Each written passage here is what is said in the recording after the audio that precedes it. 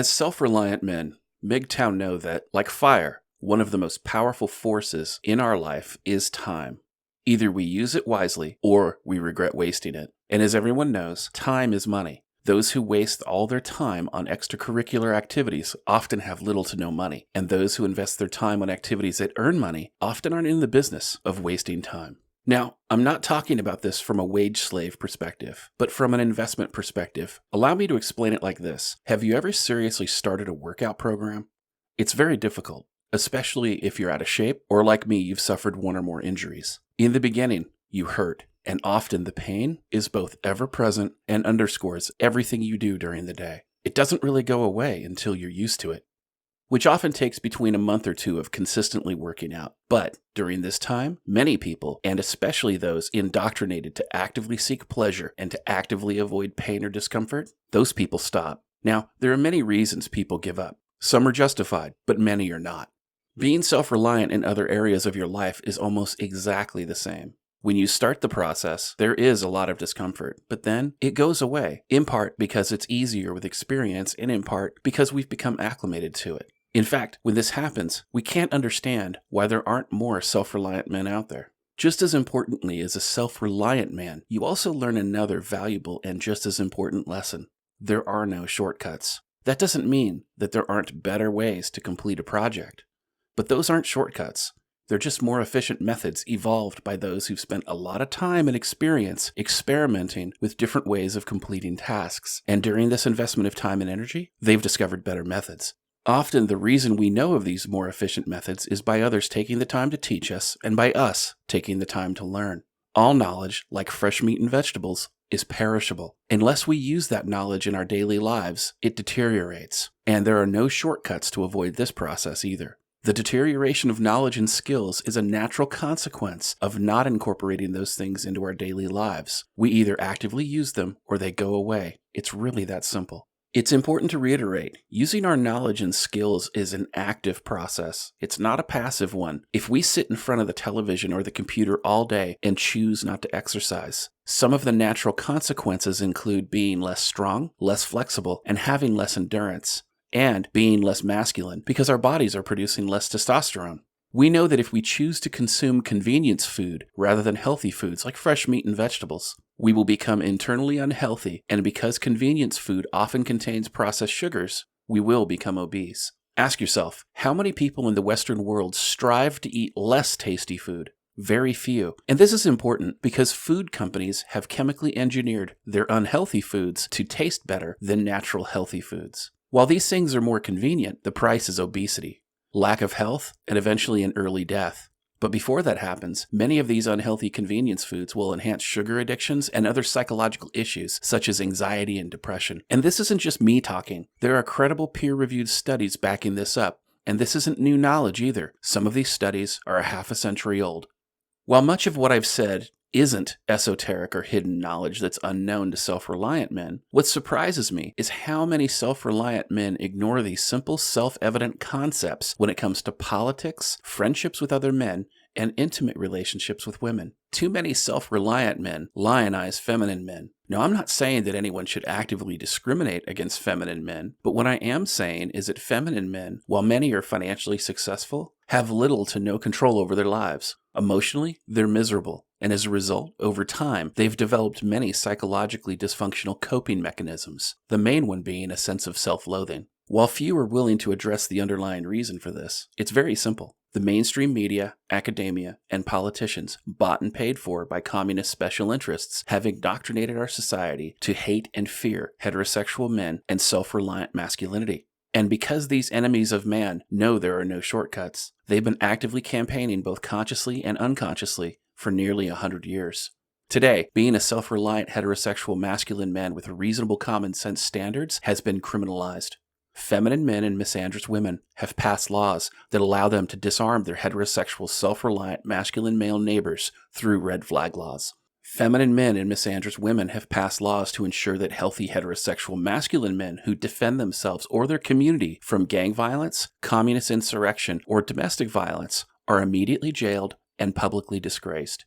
Feminist men and misandrous women have passed laws that criminalize a healthy heterosexual masculine man if he disagrees with a female intimate partner's unethical or abusive conduct through civil domestic violence laws. Feminine men and misandrous women have passed laws that allow biased and discriminatory court systems to deprive a healthy heterosexual man of his God-given right to parent his child free from government interference through one-sided family laws.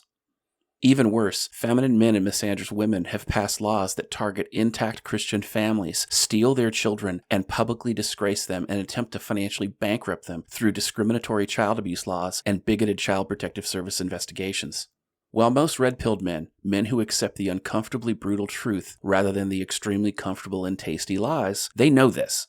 But I'm always surprised when I hear very well-educated, well-spoken, and veteran MGTOW voices either speak out against or remain absolutely silent on the issue of participation in politics. The verifiable facts I've just mentioned, while they've definitely inflicted multi-generational injustices against men, they are all political in nature, each and every one. Let me be very clear. None of these things would have been possible if every self-reliant heterosexual man invested as much time learning about and participating in their local and federal politics as they do learning and participating on behalf of their local sports team, video game, or being a foodie or a drug aficionado. While I appreciate that we all need enjoyment and happiness in our lives, very few men, especially those who claim to be masculine, are seeking it in any credible way. The reality is that too many men are seeking unbridled hedonism rather than true happiness. In other words, instant gratification at the expense of a healthy, happy masculine life. They overindulge in dessert foods, then get upset they're fat. They pursue the promiscuous woman, then complain about her other boyfriends. Or they're so alpha, they hire prostitutes instead, then get upset when they get herpes, gonorrhea, HIV, or any other incurable life-altering STD. They start having sex with promiscuous men, and then they get upset when they cannot find a committed monogamous relationship in the gay community. They change their gender, then commit suicide and regret. And all the while, these straight, gay, and gender-altering men are hated and shamed by misandrists and their financiers, who've always hated and shamed them. But there's a lesson here, and it's a very brutally uncomfortable one. There are no shortcuts. Contrary to the pseudo-intellectual cringe perpetuated by the army of dating coaches, MGTOW voices, and manosphere shills out there that masquerade as wisdom, the pursuit of happiness through instant gratification and hedonistic lifestyles destroys lives. It doesn't save them. The healthy masculine heterosexual men who were the originators of the MGTOW term and were the authors of its timeless wisdom knew this, which in part is the reason they included the promotion of limited government in their manifesto all those years ago. They knew that most of society's misandry was the direct result of bloated welfare states backed by discriminatory laws promoted and passed that served to increasingly criminalize healthy masculinity and the heterosexual male identity. While these verifiable facts are easy to perceive by any red-pilled man with working eyes, this subject is practically forbidden by too many voices within the MGTOW community. Voices focus more on their subscriber numbers and bank accounts rather than the men they falsely claim to want to help. And don't get me wrong, while I completely subscribe to the idea that the best way for men to avoid many of the problems we face today is to avoid marriage and live in intimate relationships with women, while that helps the individual man, it does nothing to help men as a group or future generations of men. To that point, had more MGTOW and manosphere voices been openly and actively supportive of limited government, which is the third pillar of the original MGTOW manifesto, while at the same time actively promoting men to invest the time necessary to educate and involve themselves in their local and national politics in a meaningful way, I believe that much of the societal decay that's become part of our daily life could have been avoided, or at least mitigated. Now, our new president, in violation of our Constitution, is working to deprive Americans, men and women, of our civil rights, and at the same time promoting America's long march to communism. And what are most of the manosphere and MGTOW voices doing when this open assault on our freedom and masculinity is happening? Well, their focus is on shilling Patreon, dating courses, Subscribestar, Discord, sex toys, and their personal brand. Basically, they're trying to separate you from as much of your hard-earned cash as possible before the music stops.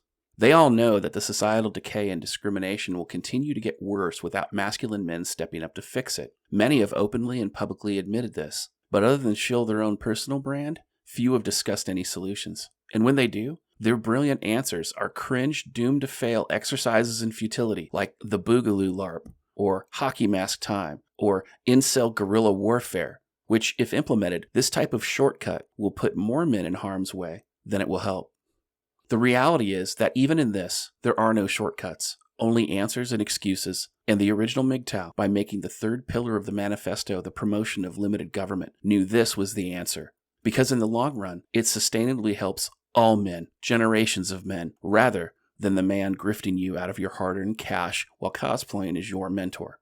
You see, at the end of the day, all MGTOW and Manosphere voices, myself included, we are nobodies behind a keyboard. And while I don't have all the answers, I do seek them. And I understand this one timeless truism. My path to knowledge and wisdom, just like yours, has no shortcuts. I'm DDJ, and this message to masculine men is your dose of misandry today.